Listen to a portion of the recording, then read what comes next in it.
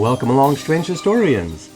This is episode 2 of the Strange Hollywood History Podcast. This time around, we're going to tell a story about the first time you saw Edward Scissorhands. In fact, this is part 1 of that story. Sit back and pour yourself a cup of coffee, or a tankard of tea, or a mug of mead, or a chalice of cider, or a flagon filled with any beverage of your choice, and join your fellow strange historians around the fireplace.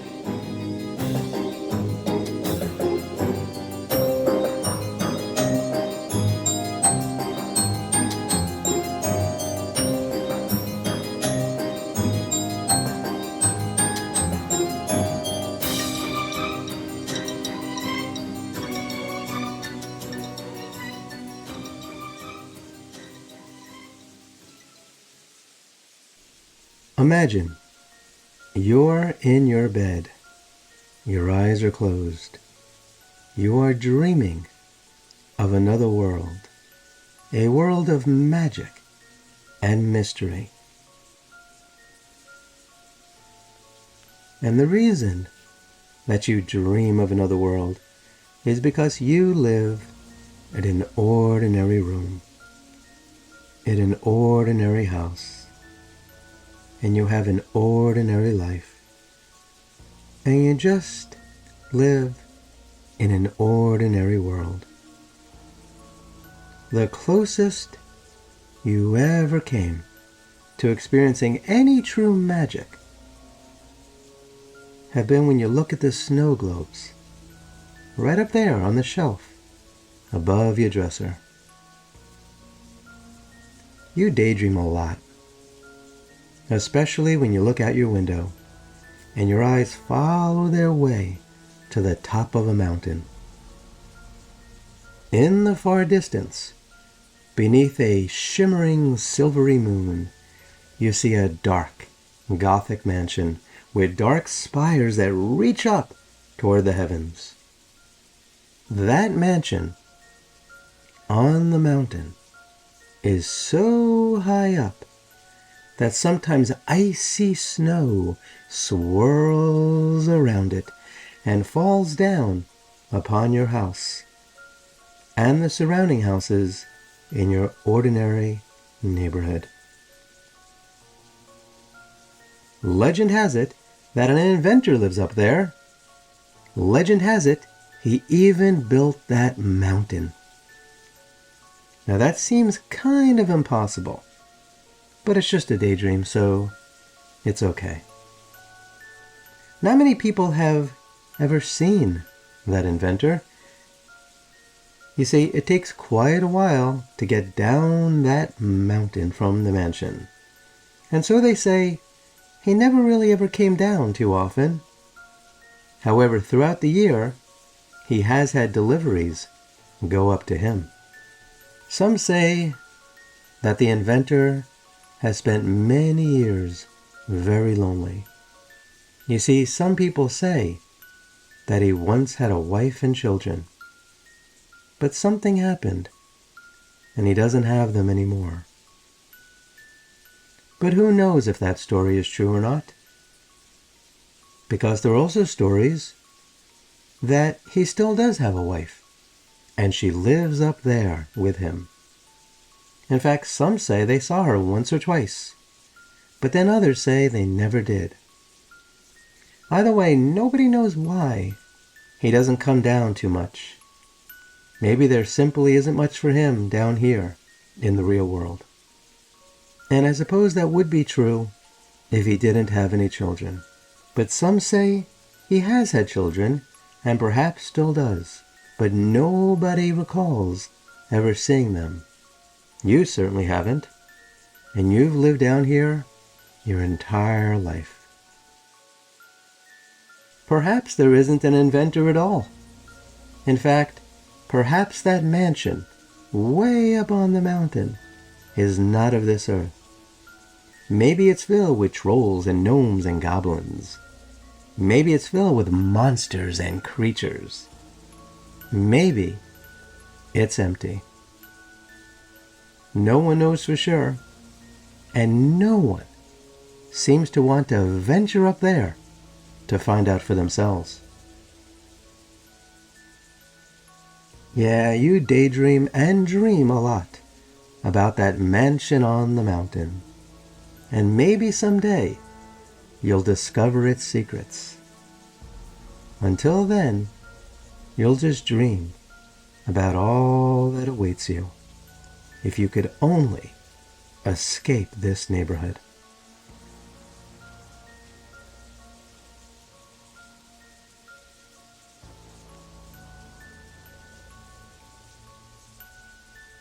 Now that, my fellow strange historians, was how you felt until quite recently. But then things changed. Not that long ago, in fact, when finally some magic and mystery finally entered your life. And so here's where you've lived throughout your life, in a neighborhood of dull grids of plants planted in repetition in front of house after house after house after house that completely lack imagination. They're like cut cookies, with the only deviations being the bright colors, in a vain effort to make it seem as if the people inside harbor unlimited inner joy. But that is not the case. No. That is not the case at all. You see, you're surrounded by nothing more than colorful facades. Everything around you has been a facade. All of the houses, all of the landscaping, and all of the people. You see, you grew up in this neighborhood filled with gossip hounds. Everything is fodder for the gossip mill. Someone paints their house, it's time to gossip. Someone buys a new car, it's time to gossip. Someone gets engaged, it's time to gossip. Someone dies, it's time for gossip. Round and round and round and round and round and round and round. Lawnmowers. That's the world you live in. A world of people pushing lawnmowers and people gossiping. You just need to get out of here. You dream of twisting and turning medieval streets. You dream of romantic glances from handsome men and pretty women. You dream of evolving scenery, beautiful countrysides, and beautiful country cottages. You dream of the seasons, but there are no seasons here. Everything is the same. Everything has always been the same. Well, that was true, wasn't it? Until the time that you saw Peg Boggs driving through the gates of the mansion on the mountain. Yes, she did. She drove where no one ever dared to pass. You see, Peg has lived here her whole life. She never went up there before. But you know Peg. Everybody knows Peg. She's the local Avon lady. And she wasn't having much luck going door to door that day. You saw that for yourself. She went to Joyce. She sold nothing. She went to see Helen. She sold nothing. She even went to see Jill and Jane and Jamie and Jenny. She sold nothing. She even went to a teenage girl. That was Julie. She wanted what Peg offered. But guess what? She didn't have any money. And so Peg left empty-handed with all the Avon products that she had when she first knocked on her door. In fact, she was so desperate at one point that Peg Boggs even approached the house of Esmeralda Evercreech. But then Peg thought better of it, and she kept on walking down the sidewalk. You saw it for yourself. You watched from across the street. You watched as Peg got into her car. She was kind of frustrated, but Peg had a great look of determination in her eyes. You see, no one can burst Peg's bubble. She holds on to positivity for dear life. Unlike so many others around the neighborhood, Peg's smile and Peg's positivity are the real deal. It's not a facade. And so she checked herself in the rearview mirror. She kind of poofed up her hair and checked her makeup and started up her car. And then she went somewhere that neither she nor anyone else that you know had ever gone before.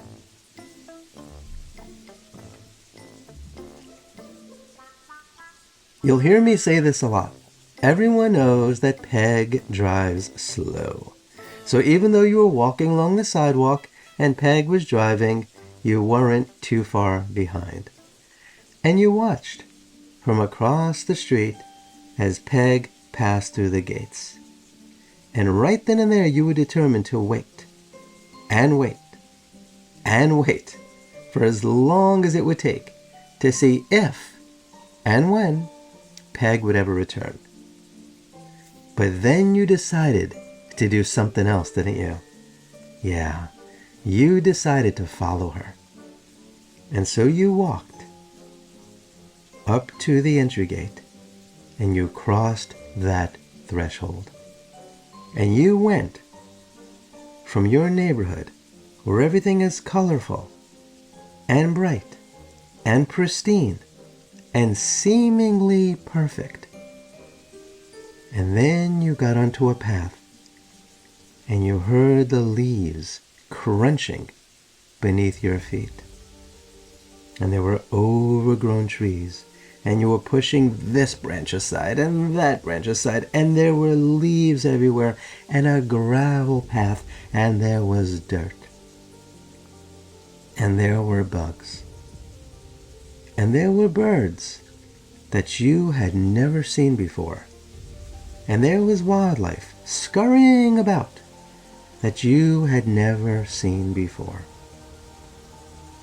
And so you just kept walking and walking and walking up the mountain. Now once again, Peg was indeed, and still is, the slowest driver this side of the Mississippi. And she actually wasn't too far ahead of you as you trekked up the mountain. You also had the advantage of being able to approach through a walking path and not have to zig and zag and zig and zag and zig and zag along the driveway as Peg did. And so, after a while, when you reached the top, you saw that Peg had just arrived.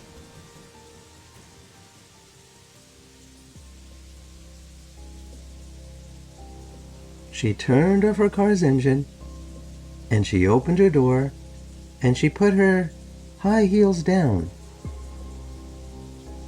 on the gravel. She gripped her Avon bag tight. She shut her car door, and she very deliberately, very carefully approached the iron gate. And she pushed it to the side. And the sound that it made, you knew that the hinges were all rusty. But she managed to push it wide enough open to make her way through.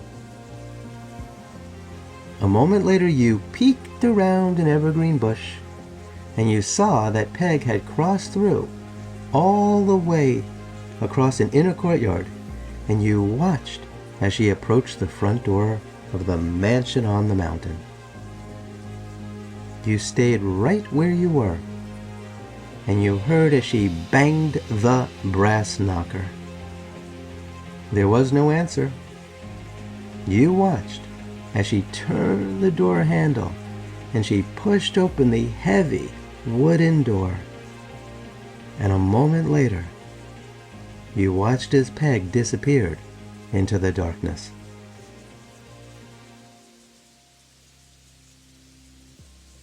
Now it was your time to follow. And so you squeezed through the gates and you were immediately astonished to see a beautifully and magnificently maintained garden filled with topiary in the shapes of all sorts of exotic wildlife and fabulous designs. There are also lots and lots and lots of roses and exotic flowers filled with every fantastical fragrance. This was your dream world. This was the sort of dream world that you dreamed about for so long. You felt at that moment as if you entered one of your very own daydreams, filled with all the wonderment within your imagination. You rushed to take in the scent of this rose, and that rose, and that rose, and this rose, and that rose, and this rose, and that rose, and this rose, and all the marvelous roses whose splendid scents swirled around you like a whirlwind. Yeah, you were intoxicated by the beauty and the fragrances that emanated in and from every direction. You were in a heavenly place.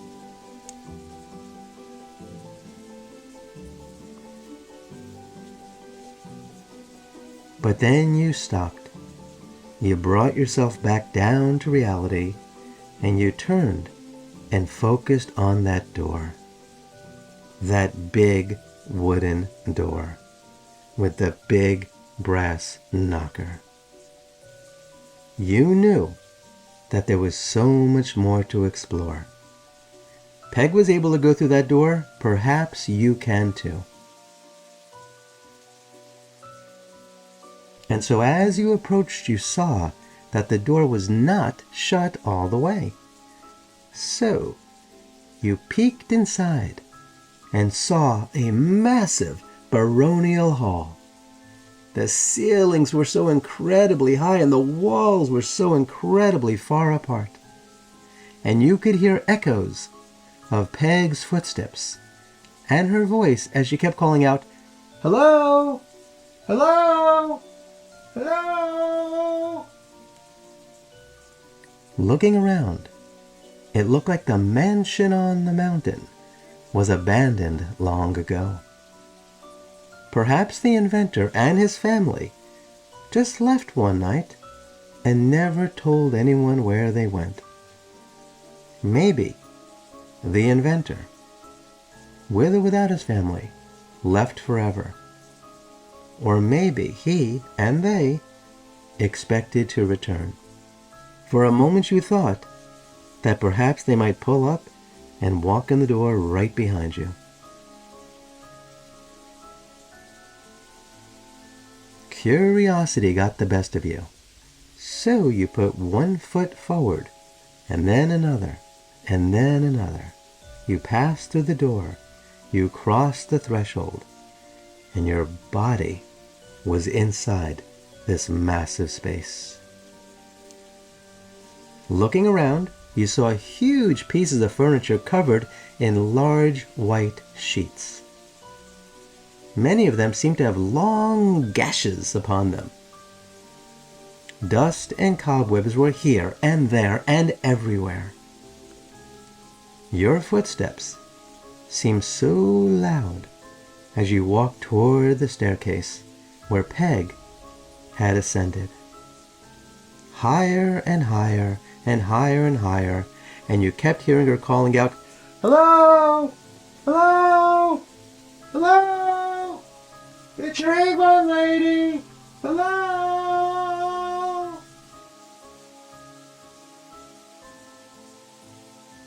You very slowly, very carefully, very deliberately, very quietly ascended the stairs.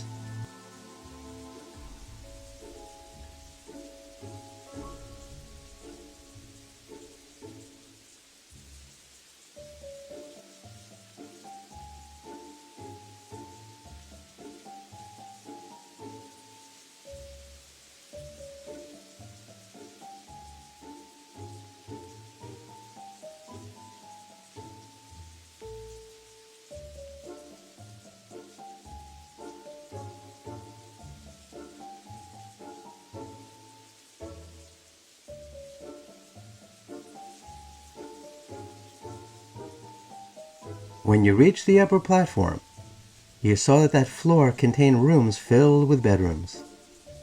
You peeked inside one of them, and you saw a pile of hay where a bed would normally be. Looking down on the floor, you saw dozens of books and dozens of magazines. And you heard Peg on the floor above, so you ascended another staircase. And as you did, you heard a second set of footsteps. Now these moved a lot faster, like a child running but not wanting to be heard, and so the feet hit the floor a little bit softer than if they came from an adult. You wondered for a moment if there were local children running around the mansion on the mountain.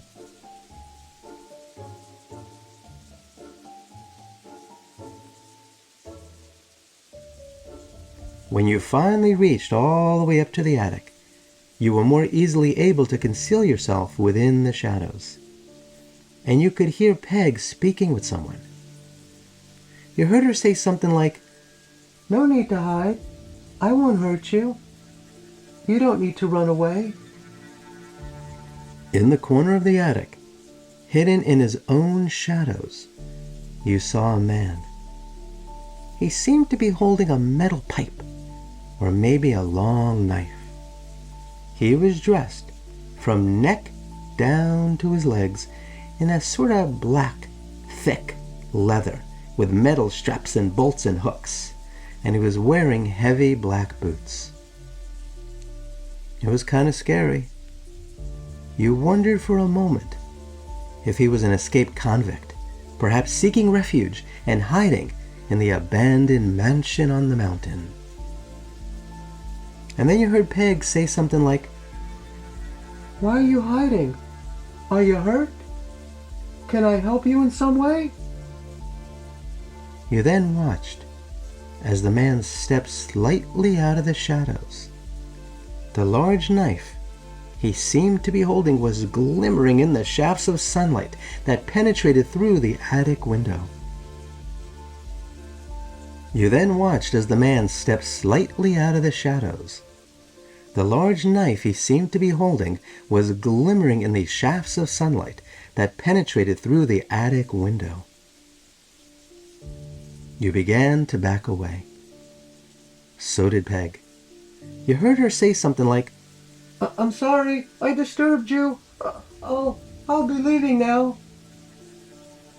And that was when you heard the man say something like, "No, please, don't leave me."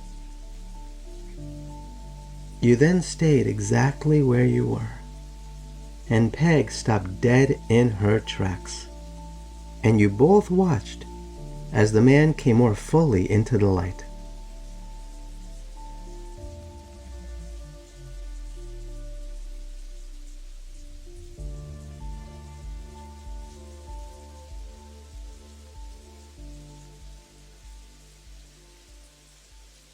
His face was round, his cheeks were pale, his lips were perched, his big brown eyes were like a hound dog. His hair was muddled and wild. He had scars upon his face, as if he had been on the wrong side, the losing side, of a knife fight.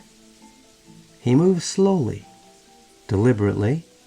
He was both scared and wanting to approach at the same exact time. He looked at Peg as if she was the friend he had always been waiting for.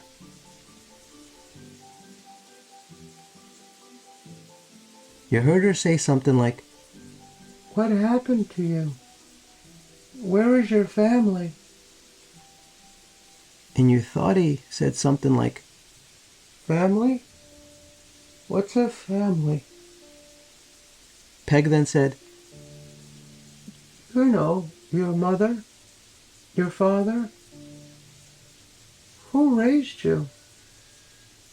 Who took care of you?" The man hesitated for a moment, and then he said, "I have no one. I'm all alone."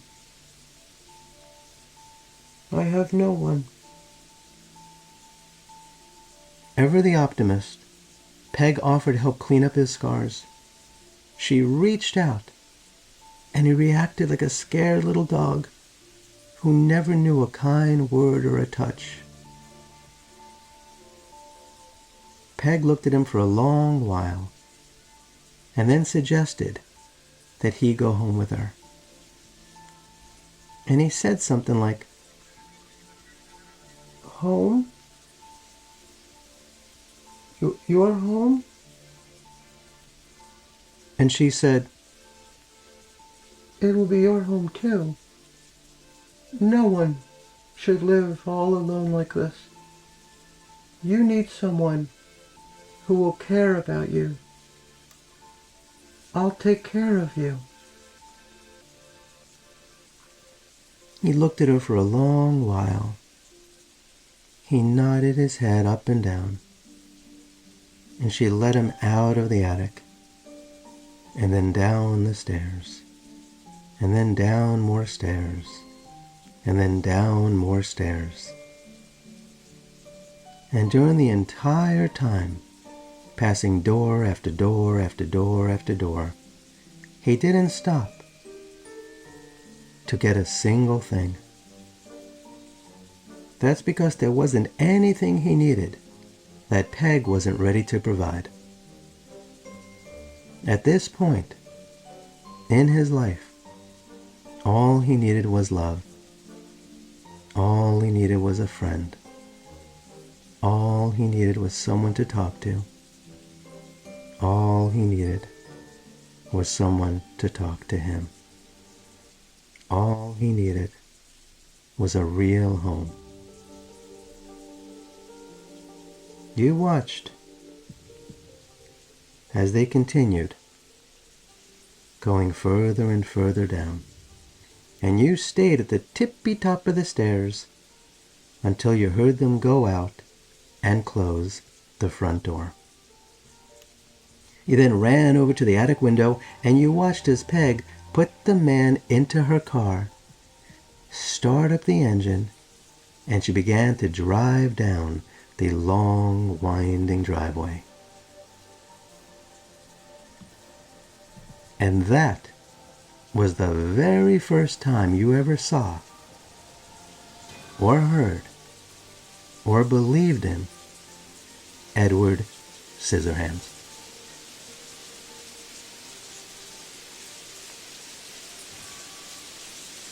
And so, this concludes this episode of When You First Saw Edward Scissorhands. Join me next time to learn more about the events that followed. If you enjoyed this podcast, kindly like, share, and subscribe, and hit the notification bell, and please become a member. In fact, if you want to support my research and hear more podcasts like this, please click on the link below so you can see how you can make a donation directly to me, and also join me on other platforms where I post exclusive content, including videos. Kindly be kind to all non-human animals, and please don't eat them. They do not like that. And please do yourself a favor and go to a local shelter and adopt a cat or a dog. You'll be very glad that you did. Until next time, I wish you safe travels on all your journeys.